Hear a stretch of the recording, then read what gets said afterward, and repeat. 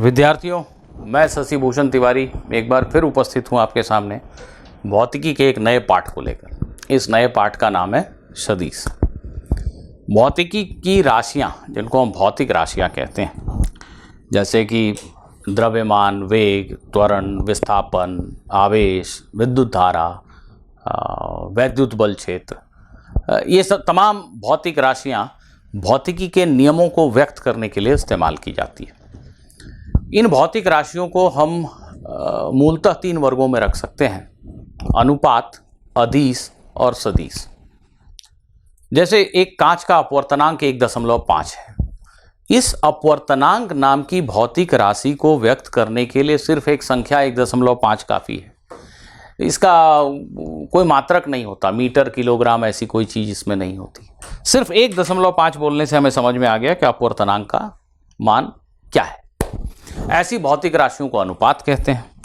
ऐसी भौतिक राशियां जिनको व्यक्त करने के लिए हमें एक परिमाण बताना पड़ता है। परिमाण अर्थात एक संख्या के साथ साथ एक मात्रक। जैसे इस कलम का द्रव्यमान 15 ग्राम है। सिर्फ 15 बोलूं तो क्या समझ में आएगा? 15 ग्राम। 15 संख्या, ग्राम मात्रक। संख्या और मात्रक, ये 2 चीजें मिल करके बनती हैं परिमाण। तो ऐसी भौतिक राशियां जिनको बताने के लिए सिर्फ परिमाण की आवश्यकता है, उनको हम अदिश राशियां कहते हैं। जैसे कि द्रव्यमान, चाल, दूरी, समय, आवेश इत्यादि। कुछ राशियां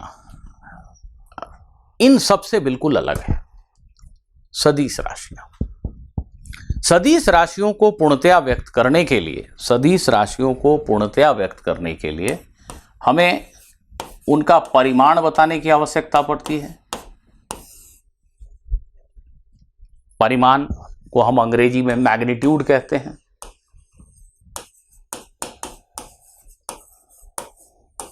इसका अर्थ हुआ माप।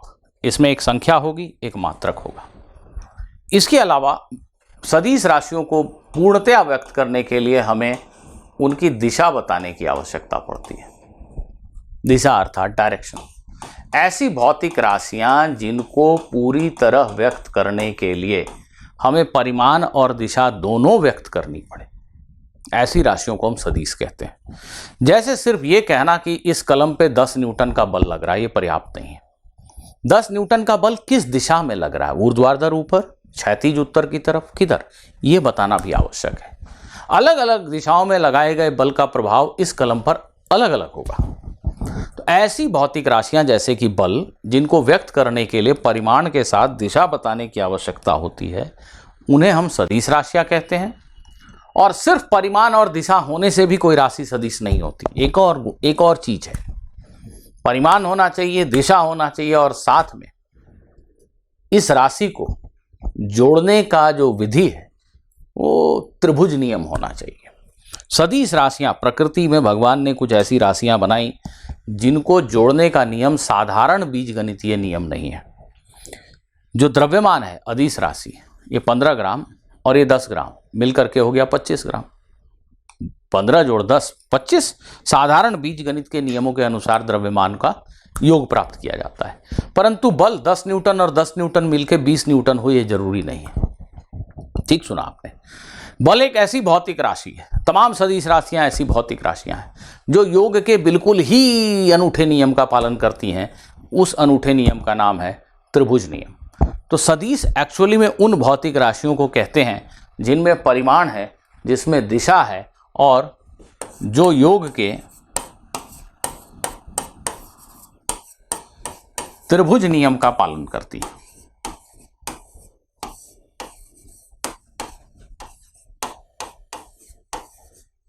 ऐसी भौतिक राशियां जिसमें परिमाण है, दिशा है, और जो योग के त्रिभुज नियम का पालन करती हैं, उनको हम सदिश राशियां कहते हैं। विद्युत धारा एक उदाहरण है जिसमें दिशा है, परिमाण है, परंतु सदिश नहीं है। ये ऐसा आपने धाराओं को कई प्रकार के सर्किट्स में दिखाया है। 2 एम्पियर धारा है, मान लीजिए, ये तीर का चिन्ह दिशा व्यक्त कर रहा है कि बाईं से दाईं तरफ धारा की दिशा है। तो विद्युत धारा एक ऐसी राशि है जिसमें परिमाण है, दिशा है, परंतु फिर भी ये सदिश नहीं है। जानते हैं क्यों? क्योंकि ये योग के त्रिभुज नियम का पालन नहीं करती। योग का त्रिभुज नियम क्या है इसे ही हमें सबसे पहले सीखना है, पर इसको सीखने के लिए हमें थोड़ी सी तैयारियां करनी पड़ेंगी।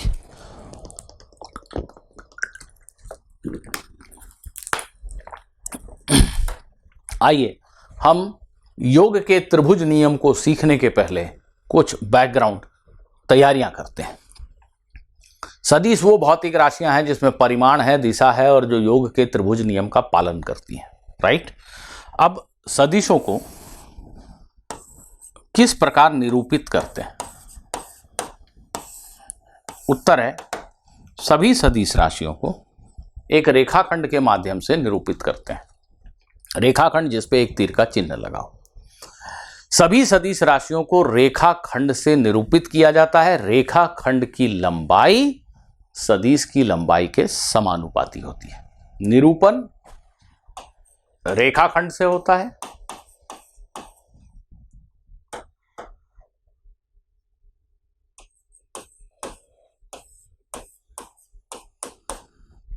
सदिशों का निरूपण रेखाखंड से होता है और रेखाखंड की लंबाई समानुपाती होती है सदिश के परिमाण के। इन बातों को मैं बिल्कुल शॉर्ट में इसलिए लिख रहा हूं क्योंकि ये बातें एक तरह से मैं दोहरा रहा हूं, आप सभी निश्चित रूप से जानते हैं। इन उदाहरणों से इस बात को समझते हैं। फर्ज करो कि कहीं लिखा है कि 5 किलोमीटर का विस्थापन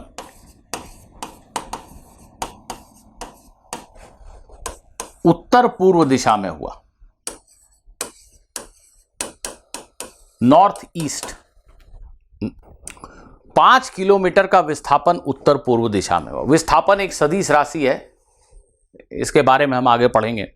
मान लो मैं अपने घर से अपने ऑफिस तक आया और 5 किलोमीटर मेरा विस्थापन हुआ उत्तर पूर्व की दिशा में। यह विस्थापन एक सदिश राशि है जिसका परिमाण 5 किलोमीटर है, इसकी दिशा उत्तर पूर्व है। इसको हम कैसे निरूपित करें, कैसे दिखाएं ज्यामितीय रूप से? तो उत्तर है कि जैसे भूगोल में आप 36 दिशाओं को दिखाते हो, ये पूर्व, उत्तर, पश्चिम, दक्षिण, ऐसा दिखा लीजिए। ये दिशाओं का सूचक हो गया बेसिकली। अब विस्थापन नाम की जो सदिश है उसकी दिशा नॉर्थ ईस्ट का मतलब होता है नॉर्थ और ईस्ट के बीचों बीच। कितना परिमाण है इसका? 5 किलोमीटर। तो क्या मैं 5 किलोमीटर लंबी रेखा बनाऊंगा? नहीं। इसीलिए मैंने लिखा जो लंबाई है रेखाखंड की वो परिमाण के बराबर नहीं, समानुपाती है। हम यहां पर 5 किलोमीटर लंबी रेखा नहीं बनाते, हम यहां पर एक स्केल चुन लेते हैं। उदाहरण के लिए मैंने एक स्केल चुना कि 1 सेंटीमीटर लंबी रेखाखंड 1 किलोमीटर की लंबाई को व्यक्त करेगी। मान लो मैंने एक स्केल चुन लिया। ऐसा स्केल आप अक्सर मानचित्रों के नीचे लिखा हुआ देखते हैं। भारत का मानचित्र इतना बड़ा है तो क्या भारत इतना बड़ा है? नहीं। उसके नीचे लिखा है 1 सेंटीमीटर बराबर 100 किलोमीटर या 1000 किलोमीटर समझे। 1 सेंटीमीटर 100 किलोमीटर के बराबर है, तो 10 सेंटीमीटर लंबाई मानचित्र में 1000 किलोमीटर के बराबर है। ऐसा ही एक स्केल है, 1 सेंटीमीटर 1 किलोमीटर विस्थापन को अभिव्यक्त करेगा। तो मुझे 5 किलोमीटर के विस्थापन को व्यक्त करने के लिए 5 सेंटीमीटर लंबी रेखा बनानी चाहिए। ऐसे इस रेखाखंड के एक सिरे पे तीर का चिन्ह लगाते हैं जो दिशा को अभिव्यक्त करता है।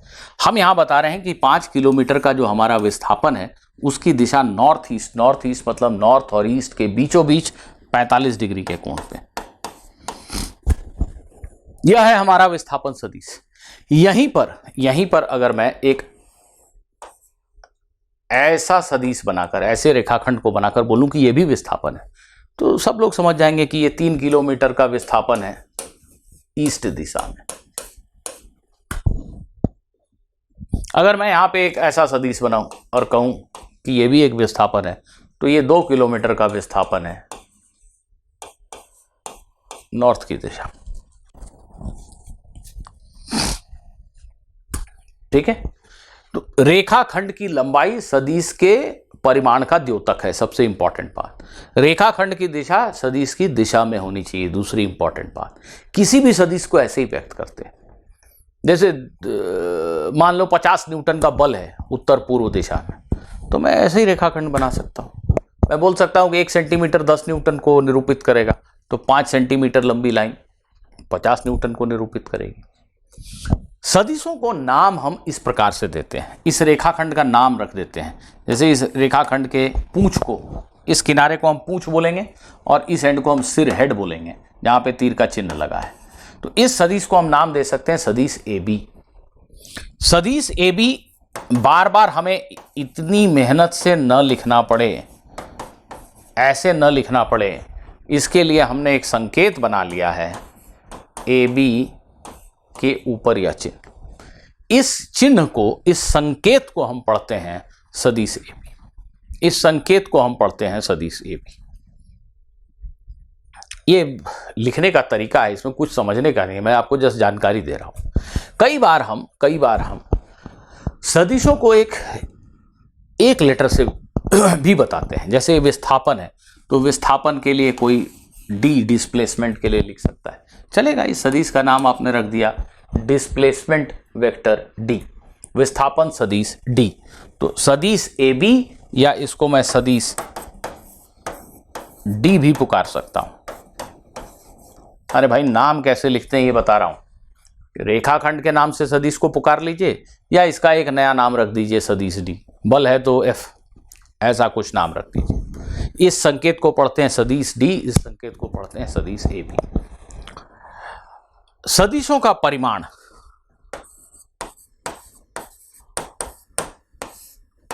जैसे सदिश AB का परिमाण, सदिश AB का परिमाण, इतना बड़ा वाक्यांश लिखने की बजाय हम इसको शॉर्ट में ऐसे लिखते हैं,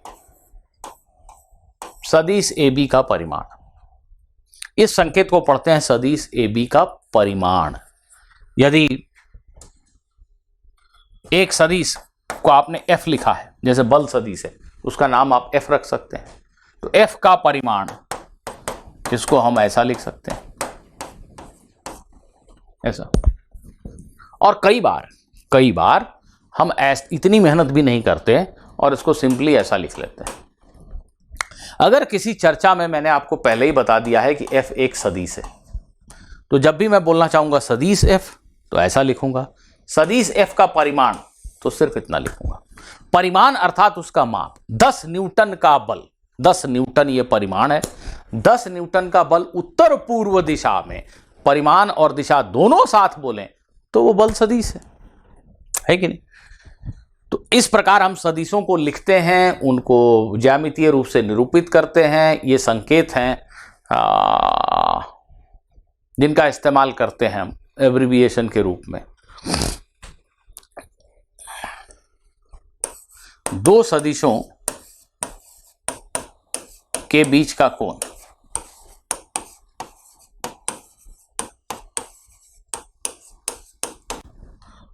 दो सदिशों के बीच का कोण एक्चुअली ऐसा हेडिंग मुझे डालना नहीं चाहिए, बड़ी सरल सी चीज़ है, लेकिन एक परिस्थिति में विद्यार्थी अक्सर गलतियां करते हैं, इसलिए सदिशों के बीच का कोण ये हेडिंग डालकर मैं आपको उस गलती से बचाना चाह रहा हूँ। मैं यहाँ आपको ये बता रहा हूँ कि कई ऐसे प्रश्न मिलेंगे, कई ऐसी चर्चाएं होंगी जहाँ पे आपको दो सदिश ऐसे बने हुए दिखेंगे। ये दो सदिश आपको ऐसे बने हुए दिखेंगे। दोनों सदिश के पूंछ एक साथ है, सिर अलग है। ऐसी स्थिति में कोई कंफ्यूजन है ही नहीं। दोनों सदिशों के बीच का कोण निश्चित रूप से यह कोण है। अगर यह कोण मापने पे 50 डिग्री आया तो दोनों सदिशों के बीच का कोण 50 डिग्री है। कंफ्यूजन तब होता है जब किसी चित्र में हमें दो सदिश इस प्रकार दिखाए गए, एक के सिर पे दूसरे की पूंछ रखी हुई है, तब विद्यार्थीगण अक्सर ये मिस्टेक करते हैं कि इस कोण को दोनों सदिशों के बीच का कोण मान लेते हैं। यह गलत है। दो सदिशों के बीच का कोण हकीकत में उनकी दिशाओं के बीच का कोण है। दो दो सदिशों के बीच का कोण हकीकत में उनकी दिशाओं के बीच का कोण है, और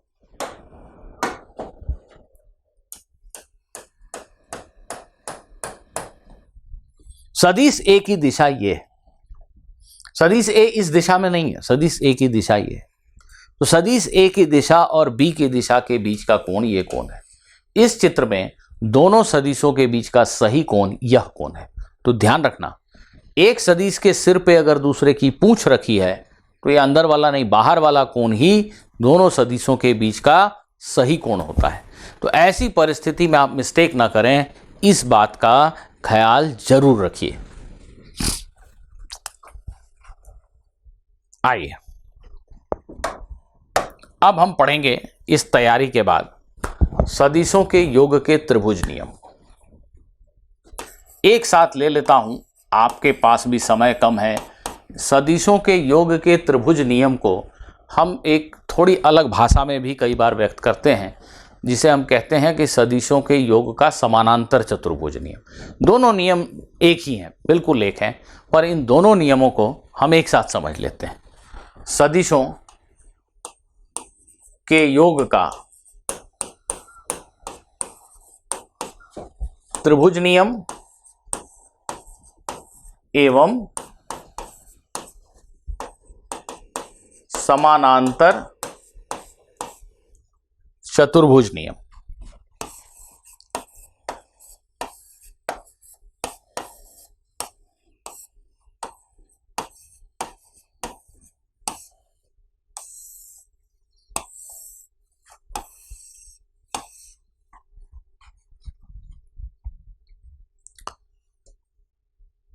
देखिए, कल्पना करो कि ए और बी दो सदिश राशियां हैं।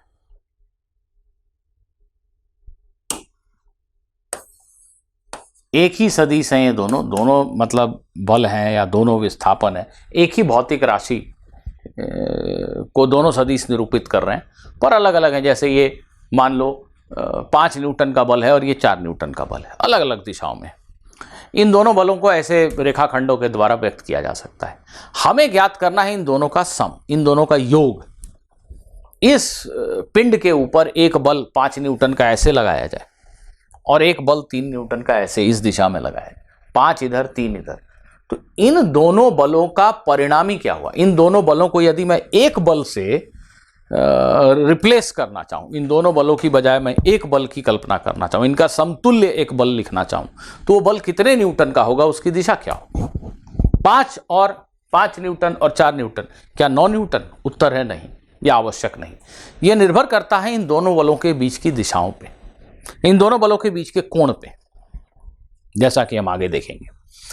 बल एक या कोई भी दूसरी सदिश राशि एक विचित्र राशि है जो योग के साधारण बीजगणित के नियम का पालन नहीं करती।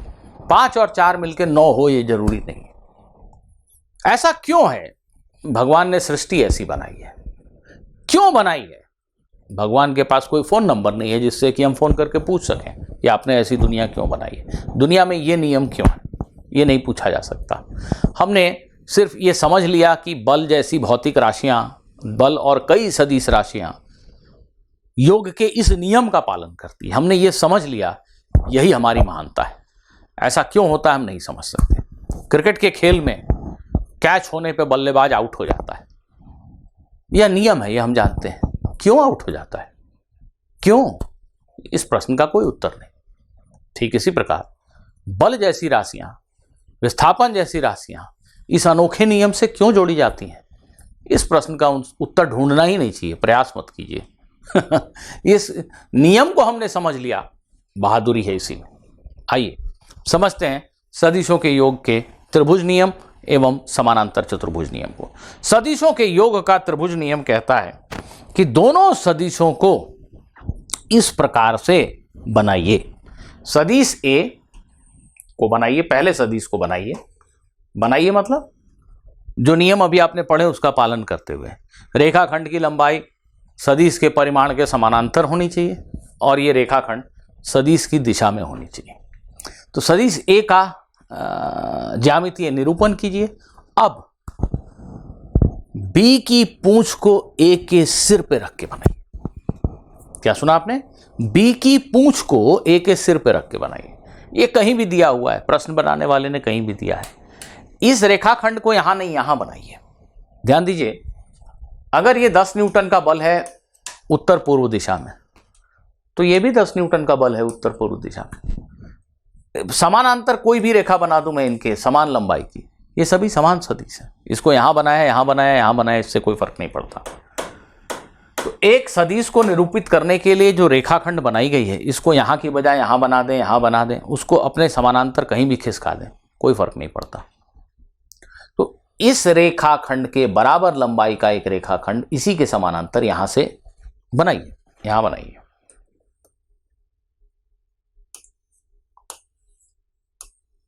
ये बी, ए के सिर पर बी की पूंछ रख के बनाए। अब सदिशों के योग का समानांतर चतुर्भुज नियम कहता है कि पहले सदिश के पूंछ से दूसरे के सिर को जोड़ने वाली ये रेखा, पहले की पूंछ से दूसरे के सिर को जोड़ने वाली ये रेखा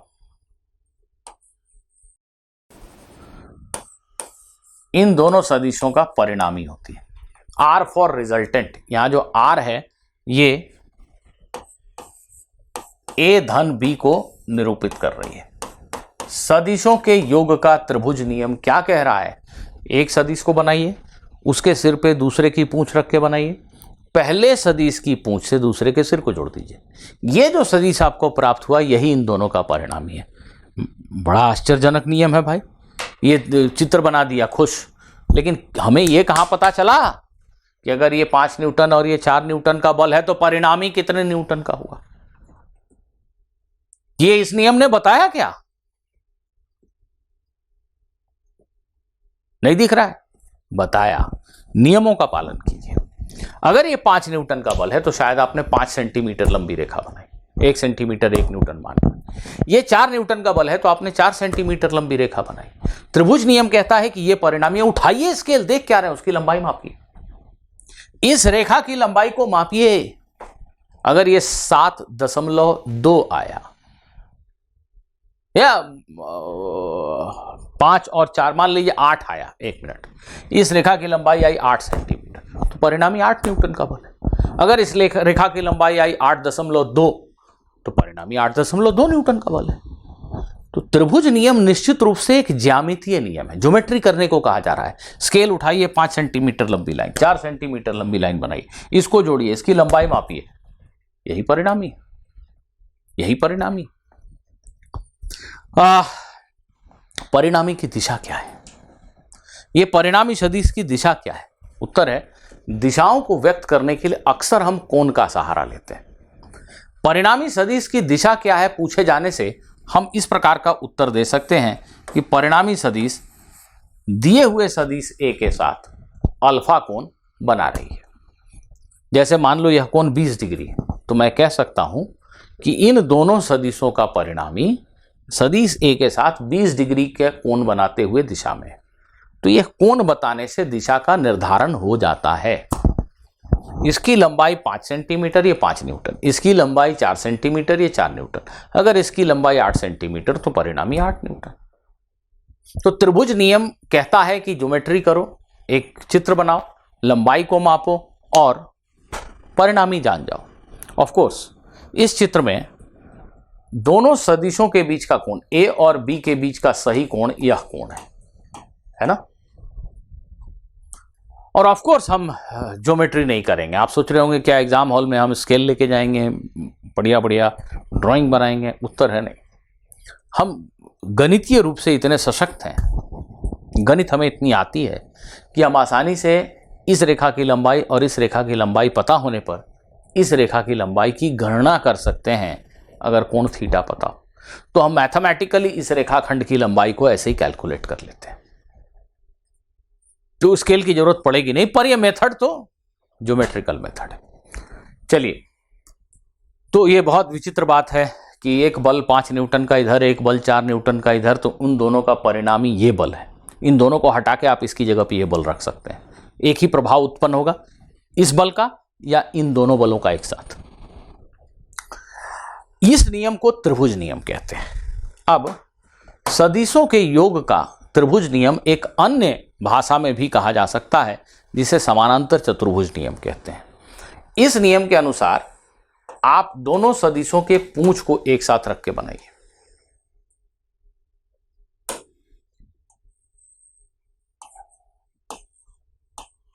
ये हमने दोनों सदिशों की पूंछ एक साथ रख के बना दी। सदिश ए का निर्माण किया और बी को यहां नहीं बनाना है, बी की पूंछ को यहां रख के बनाना है।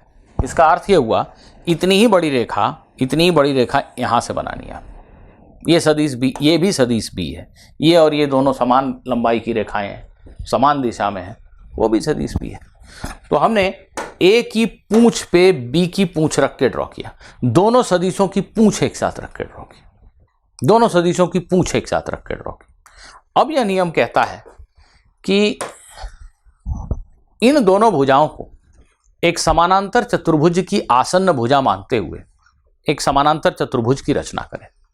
इन दोनों भुजाओं को एक समानांतर चतुर्भुज की आसन्न आजू बाजू की भुजा मानते हुए एक समानांतर चतुर्भुज की रचना करें। कैसे करेंगे? यहां से आप ए के समानांतर एक रेखा खींचिए और यहां से आप बी के समानांतर एक रेखा खींचिए। समानांतर चतुर्भुज यही तो है, आमने सामने की रेखाएं, भुजाएं समानांतर होनी चाहिए। यहां से ए के समानांतर, यहां से बी के समानांतर रेखाएं खींची, ये समानांतर चतुर्भुज का निर्माण हो गया। इस समानांतर चतुर्भुज में दो विकर्ण हैं, एक ये और एक ये। यह विकर्ण जो दोनों दिए हुए सदिशों के पूंछ से पास हो रहा है, यह विकर्ण जो दोनों सदिशों की पूंछ से पास हो रहा है, यह विकर्ण जो दोनों सदिशों की पूंछ से पास हो रहा है, यही परिणामी है। क्या कहता है त्रिभुज नियम? पहला सदिश बनाइए, उसके सिर पे दूसरे की पूंछ रखकर बनाइए, पहले की पूंछ से दूसरे के सिर को जोड़िए, ये परिणामी है। क्या कहता है समानांतर चतुर्भुज नियम? दोनों सदिशों की पूंछ एक साथ रख के बनाइए, दोनों सदिशों की पूंछ एक साथ रख के बनाइए। अब एक समानांतर चतुर्भुज का निर्माण कीजिए, यहां से ए के समानांतर, यहां से बी के समानांतर रेखा खींचिए। समानांतर चतुर्भुज बनने के पश्चात यह जो विकर्ण है, इन दोनों सदिशों का योग बताता है। आर मतलब ए प्लस बी, रिजल्टेंट, परिणामी। अब आपको लग रहा होगा कि ये दोनों तो बिल्कुल अलग अलग नियम है। जी नहीं, ध्यान से देखिए, ये दोनों नियम बिल्कुल एक हैं, एक ही बात कही जा रही है। अगर इस चित्र में मैं इस रेखा को मिटा दूं, इसको भी मिटा दूं, मिटा ही देता हूं ना भाई, अब ये दोनों चित्र बिल्कुल एक है, कोई फर्क ही नहीं है, कोई फर्क नहीं है। ए के सिर पे बी की पूंछ और ये आर, जैसी रेखा ये वैसी ही ये, जैसी रेखा ये वैसी ही ये, और जैसी रेखा ये वैसी है, दोनों सेम है, बिल्कुल सेम है। तो दोनों नियमों में कोई भिन्नता है नहीं है, असल में दोनों नियम बिल्कुल समान है, दोनों बिल्कुल समान है। इस चित्र में यह जो त्रिभुज है, यह त्रिभुज बिल्कुल इस त्रिभुज के समान है, एकदम से सर्वांग सम। ये रेखा ए, ये बी, ये भी बी है, क्योंकि इस रेखा के बराबर लंबाई की ये रेखा और समानांतर है, तो दोनों समान सदिशों को निरूपित कर रहे हैं।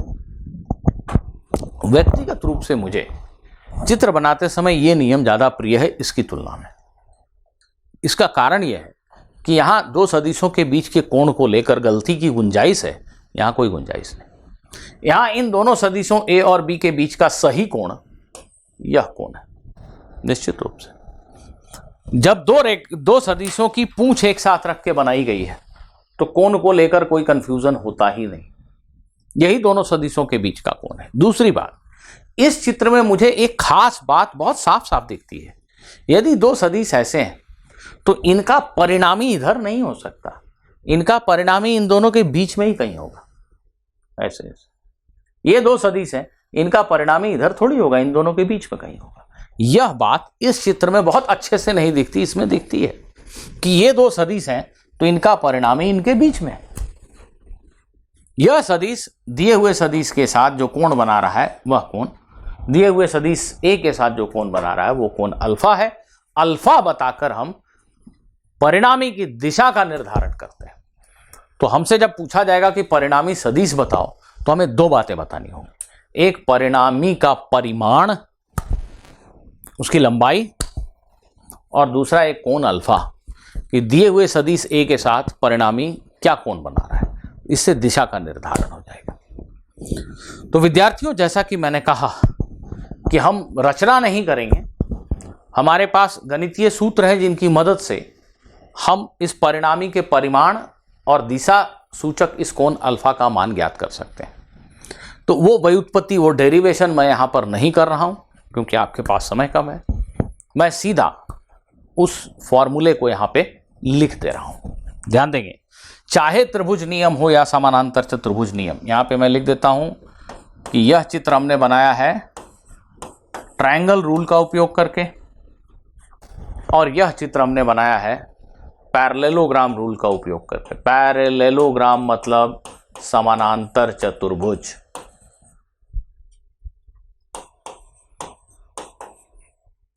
दोनों ही नियम मूलतः समान है। और जल्दी से मैं यहां पे ये बता रहा हूं आपको, परिणामी सदिश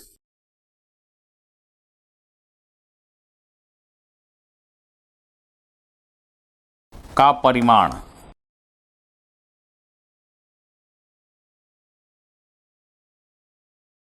परिणामी सदिश का परिमाण, जिसे हम सिंपली ऐसा या ऐसा लिख सकते हैं, ये परिणामी सदिश का जो परिमाण है ये इस सूत्र के द्वारा दिया जाता है।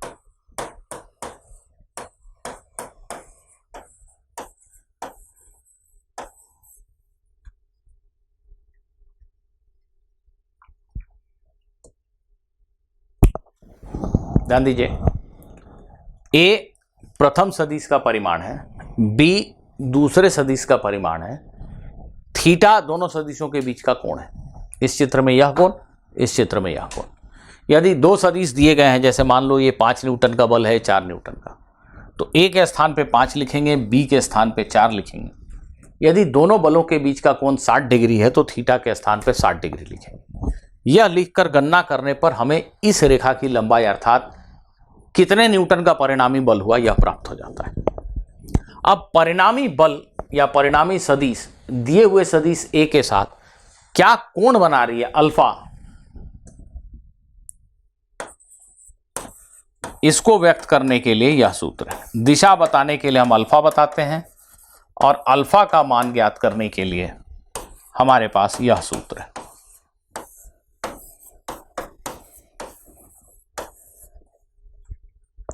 उदाहरणार्थ, किसी गणना में हमने पाया कि इसका मान आया 1, तो tan अल्फा 1 अर्थात अल्फा 45 डिग्री, तो हम बताएंगे कि परिणामी सदिश जो है वो सदिश ए के साथ 45 डिग्री का कोण बना रहा है।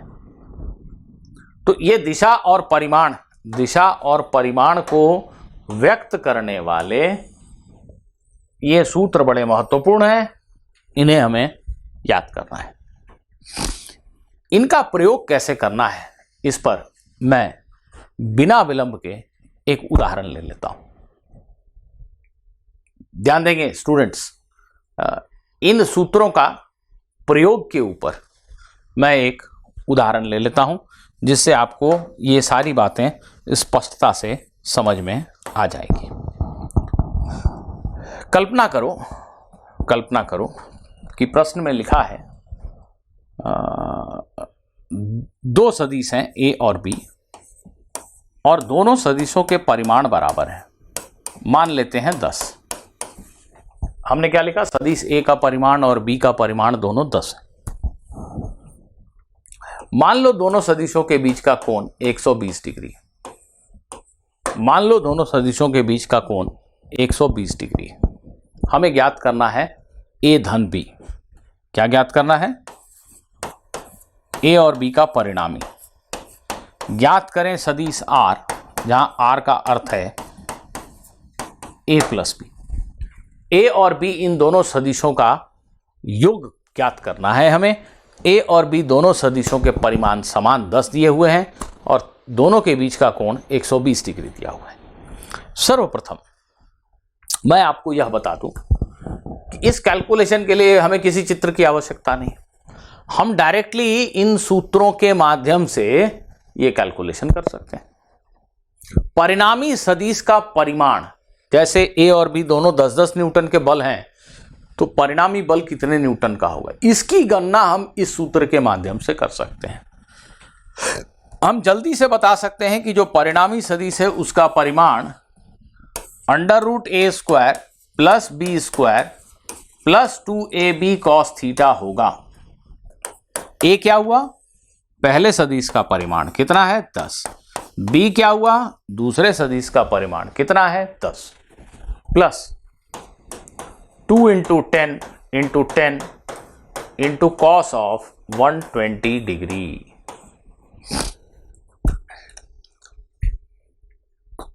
ठीक, cos 120 डिग्री का मान -1/2 होता है।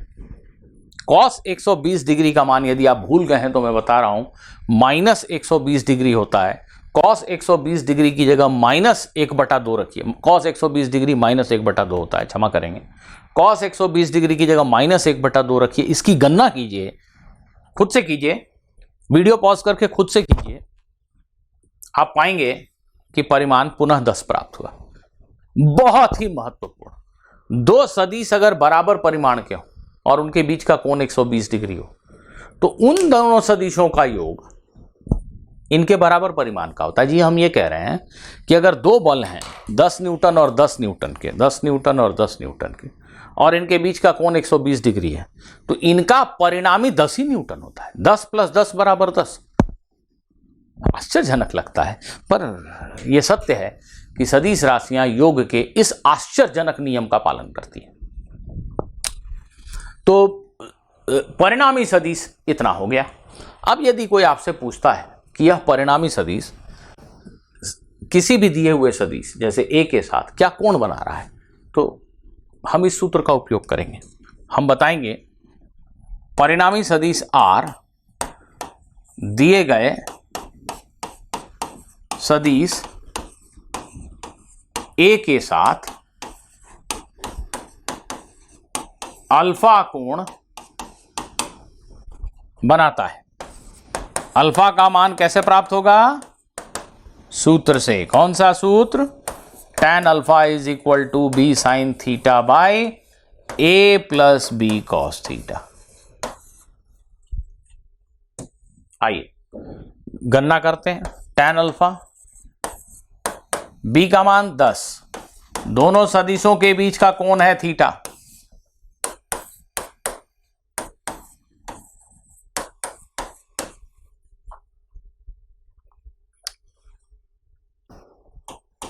ये 10 10 10 कैंसिल हो जाएगा।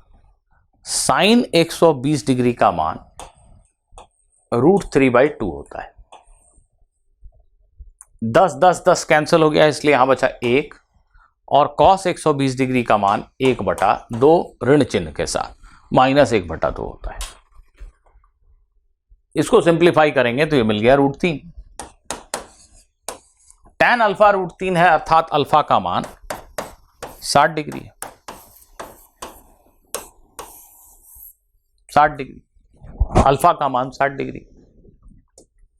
तो विद्यार्थियों, हमने ये देखा कि 10 और 10 परिमाण के दो सदिश यदि 120 डिग्री के कोण पे हों तो उनका परिणामी 10 ही होता है, और परिणामी सदिश पहले सदिश के साथ 60 डिग्री का कोण बना रहा है। ये तो हमने कैलकुलेशन करके आपको दिखा दिया, पर सच्चाई ये है, तथ्य ये है कि इस प्रश्न विशेष को हल करने के लिए इतना कैलकुलेशन करने की आवश्यकता थी ही नहीं। यह एक ऐसा प्रश्न है जिसको हम एक बढ़िया त्रिभुज नियम से चित्र बनाए या समानांतर चतुर्भुज नियम से चित्र बनाए तो उत्तर खुद ही दिखने लगता है। आश्चर्यचकित हैं आप? देखिए, मैं दिखाता हूं आपको। देखिए, ऑल्टरनेटिव मतलब एक अलग मेथड, ऑल्टरनेटिव मेथड, एक अलग मेथड, ऐसा कुछ हो सकता है। समानांतर चतुर्भुज नियम का प्रयोग कर लेते हैं। यह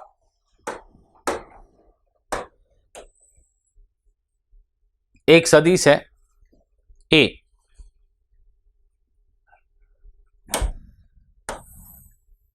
यह सदिश है ए, इसका परिमाण है 10, जैसे 10 सेंटीमीटर लंबी रेखा बनाई आपने। यह सदिश है बी, इसका भी परिमाण है 10, ये भी आपने 10 सेंटीमीटर रेखा बनाई लंबी। दोनों के बीच का कोण है 120 डिग्री। अब दोनों सदिशों के पूंछ को साथ रखकर हमने ड्रॉ किया है। एक समानांतर चतुर्भुज की रचना करेंगे। यहां से पहले सदिश के समानांतर एक रेखा खींचेंगे ऐसे, यहां से इसके समानांतर एक रेखा खींची, और अब यहां से इसके समानांतर रेखा खींचेंगे।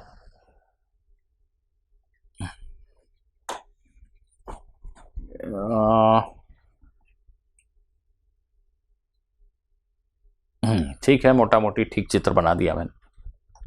ये ऐसा चित्र बनेगा। ये बन गया समानांतर चतुर्भुज। विद्यार्थियों ध्यान दीजिए, ये है पहला सदिश ए, इसका परिमाण 10 है।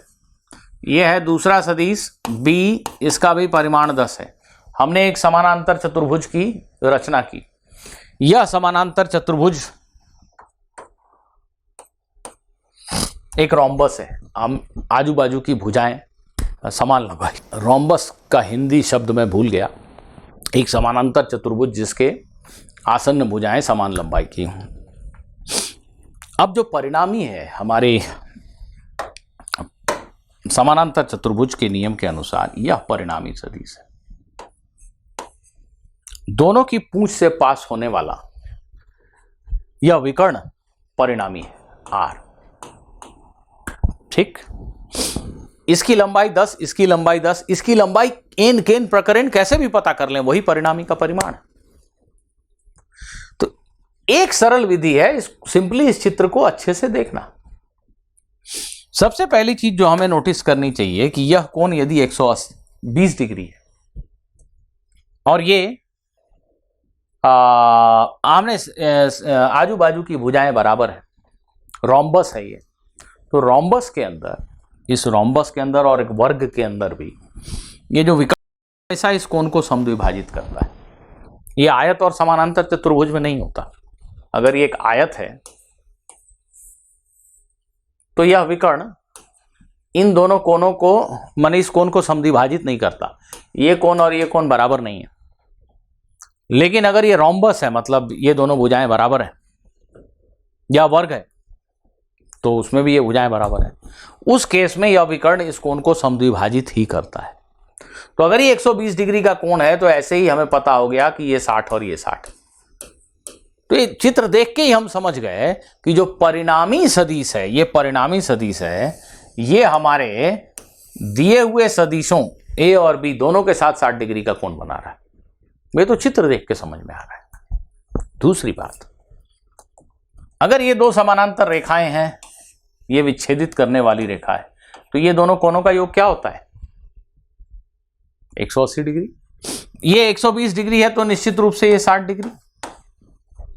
तो ऐसे दिखने लगा कि ये जो त्रिभुज है ये तो समत्रिबाहु त्रिभुज है, समबाहु त्रिभुज।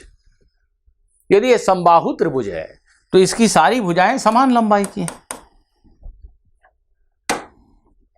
अर्थात यह 10 है तो ये भी 10 है। आप दिखा सकते हैं कि ये त्रिभुज या ये त्रिभुज समत्रिबाहु त्रिभुज है। इसका अर्थ यह हुआ कि इस भुजा की लंबाई भी 10 ही है। अर्थात बिना किसी गणना के हम इस कंक्लूजन पे पहुंच सकते हैं कि जो परिणामी सदिश है उसका परिमाण 10 है, और यह सदिश दोनों सदिशों के बिल्कुल बीचों बीच है। कॉमन सेंस, फिजिक्स की जरूरत कहां है? दो सदिश अगर बराबर लंबाई के हैं, किसी भी कोण पे हो, मान लो 60 डिग्री के कोण पे, तो इनका जो परिणामी होगा वो इसके करीब क्यों होगा? पहले वाले के पास क्यों होगा, या इधर क्यों होगा? अरे वो एकदम बीच में होगा। ये 10, ये भी 10, तो इनका जो रिजल्टेंट होगा, परिणामी होगा, वो इन दोनों के बिल्कुल बीचों बीच होगा। Common sense. अगर ये 60 डिग्री का कोण है तो ये दोनों 30-30 होंगे। अगर ये 90 डिग्री के कोण पे हैं, दोनों बराबर हैं, तो निश्चित रूप से परिणामी बीचों बीच ये 45 होगा। अगर ये 120 डिग्री के कोण पे हैं, दोनों बराबर हैं, तो परिणामी बिल्कुल बीचों बीच ये 60 और ये 60 होगा। ये तो कॉमन सेंस। ये एक बड़ा ही महत्वपूर्ण परिणाम है, और इस प्रश्न के हल को रटना है, याद रखना है। क्या हल है? दो सदिश बराबर लंबाई के, बराबर परिमाण के, इनके बीच का कोण 120 डिग्री है। ऐसी परिस्थिति में इन सदिशों का जो योग होता है वो इन दोनों के बराबर ही परिमाण का होता है और इनके बीच के कोण को बिल्कुल समद्विभाजित करता है। 10 और 10 न्यूटन का बल 120 डिग्री पे 10 न्यूटन होगा, 20 और 20 न्यूटन का बल 120 डिग्री पे परिणामी 20 न्यूटन होगा, दोनों बलों के बिल्कुल बीच में। यह है इंपॉर्टेंट कंक्लूजन जो हमें हर हाल में याद रखना है। तो चित्र बनाकर भी हम इस प्रश्न को कम से कम समझ सकते थे और ऑफ कोर्स ऐसे गणितीय रूप से हल करके तो समझ ही सकते थे। एक और सिंपल सा प्रश्न मैं आपसे पूछता हूं विद्यार्थियों, बताइए। प्रश्न में लिखा है कि दो सदिश हैं ए एवं बी, इनके परिमाण क्रमशः 3 और 4 हैं और यह भी दिया हुआ है कि ए और बी दोनों एक दूसरे के लंबवत हैं। तो ए और बी का परिणामी आर ज्ञात करें।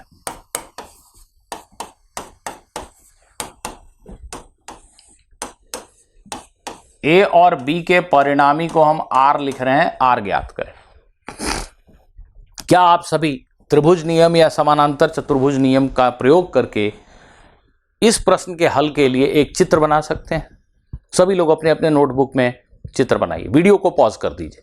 सभी लोग अपने नोटबुक में एक चित्र बनाएं जिसमें ए और बी सदिश को दिखाते हुए उसका परिणामी दिखाएं।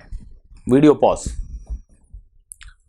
सदिश ए को हम 3 सेंटीमीटर लंबी रेखा से निरूपित कर सकते हैं। नापने की जरूरत नहीं है, मन में सोचिए 3 सेंटीमीटर है। सदिश बी को 4 सेंटीमीटर लंबी रेखा से दिखा सकते हैं।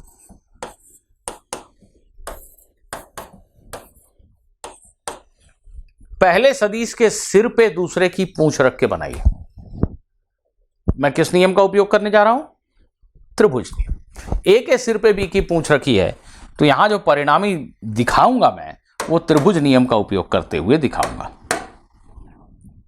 पहले की पूंछ से दूसरे के सिर को जोड़ा, यही है परिणामी, यही है परिणामी सदिश। यदि किसी विद्यार्थी ने समानांतर चतुर्भुज नियम का प्रयोग किया है तो उन्होंने ए को ऐसे दिखाया, परिमाण 3, बी को ऐसे दिखाया, परिमाण 4, दोनों सदिशों के पूंछ को एक साथ रख के ड्रॉ किया 90 डिग्री के कोण पे। अब उन्होंने एक समानांतर चतुर्भुज की रचना की जो इस परिस्थिति में एक आयत होगा क्योंकि ये 90 डिग्री का कोण है, और फिर उस विद्यार्थी ने इस विकर्ण को दिखाया और कहा कि यह परिणामी है। ठीक है, ये जो त्रिभुज है यहां पे, यह त्रिभुज और यह त्रिभुज दोनों सर्वांग सम, दोनों सेम है। ये 3, ये 3, ये 4, ये 4 और ये परिणामी, ये परिणामी। कोई फर्क नहीं है दोनों नियमों में। दोनों नियम वस्तुतः एक ही बात को बताते हैं। तो ये परिणामी को हम लोगों ने चित्र बना के दिखा दिया। अब कोई पूछे कि परिणामी सदिश का परिमाण बताओ। जैसे ये 3 न्यूटन का बल और ये 4 न्यूटन का बल है तो परिणामी कितने न्यूटन का बल है ये बताओ। तो हम लिखते हैं, क्यों स्टूडेंट्स, इसको ज्ञात करने के लिए आपको किसी नए सूत्र की आवश्यकता नहीं। हालांकि उस सूत्र के पद में सोच सकते हैं पर आवश्यकता कहां है। हम तो पाइथागोरस के प्रमेय से बता सकते हैं उत्तर कि जो परिणामी सदिश होगा उसका परिमाण √3² + 4² है। पाइथागोरस प्रमेय से इस रेखा की लंबाई हम बता सकते हैं। तो कुल मिलाकर परिणामी, अगर ये 3 सेंटीमीटर लंबी रेखा 3 न्यूटन को, 4 सेंटीमीटर लंबी रेखा 4 न्यूटन के बल को बता रही है तो इसकी जो लंबाई है वही तो परिणामी का परिमाण हुआ। तो इसकी लंबाई तो हम पाइथागोरस के प्रमेय से ज्ञात कर सकते हैं। तो दो लंबवत सदिशों का योग ज्ञात करने के लिए आप सीधा सीधा पाइथागोरस प्रमेय का उपयोग कर सकते हैं। प्लस यदि कोई आपसे ये पूछे कि ये परिणामी सदिश सदिश ए के साथ क्या कोण बना रहा है, इस चित्र में या इस चित्र में एक ही बात है।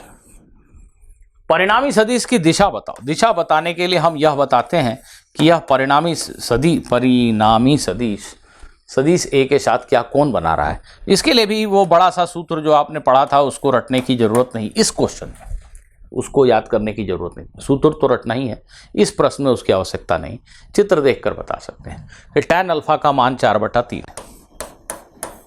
tan अल्फा का मान 4/3 है, ऐसा ही लिख के छोड़ सकते हैं आप। आपके जो ऑप्शन हैं परीक्षा में वैसे हो सकते हैं, option A tan alpha 4/3, option B tan alpha 1/2, ऐसे ऑप्शन हो सकते हैं। या कई बार मैथमेटिशियंस इसको ऐसा लिखते हैं, tan इनवर्स 4/3, अल्फा का मान tan इनवर्स 4/3। अगर tan अल्फा 4/3 है तो हम लिखते हैं अल्फा tan इनवर्स 4/3 है। यहां पर एक छोटी सी बात याद आ रही है, आपको बताता हूं कि यदि एक ऐसा समकोण त्रिभुज हो, यदि एक ऐसा समकोण त्रिभुज हो, तो इस समकोण त्रिभुज में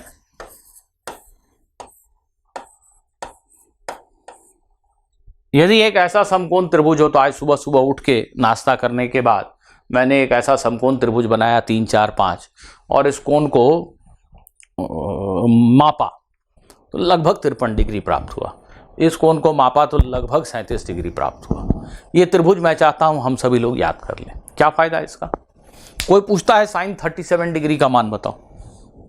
साइन 37 3/5, कॉस 37 का मान बताओ 4/5, tan 37 का मान बताओ 3/4, लंब बटा आधार, tan 53 डिग्री का मान बताओ 4/3, साइन 53 डिग्री बताओ साइन 53 डिग्री बताओ, सभी लोग बताओ 4/5।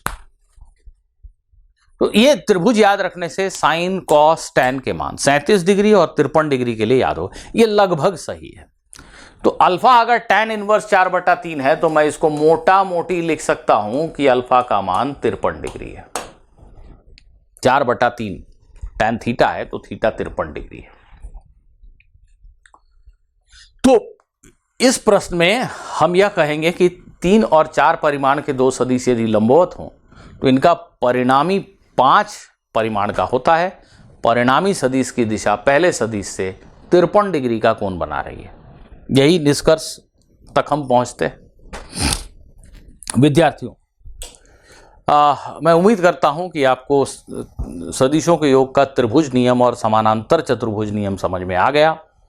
अगली क्लास में हम इनके उपयोग पे कुछ और प्रश्न करेंगे और तत्पश्चात सदिशों का अंतर लेने की जो प्रक्रिया है उसको सीखेंगे। तब तक के लिए आप सभी को मेरी शुभकामनाएं कि आप अच्छे से पढ़ें। धन्यवाद।